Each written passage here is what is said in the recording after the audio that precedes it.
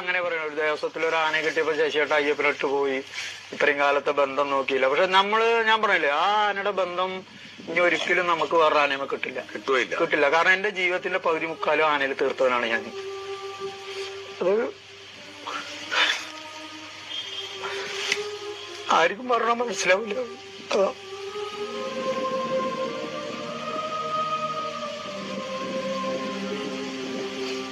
അത് ജനങ്ങൾ പറയണ മാതിരിയൊന്നുമല്ല സാറേ കാര്യം.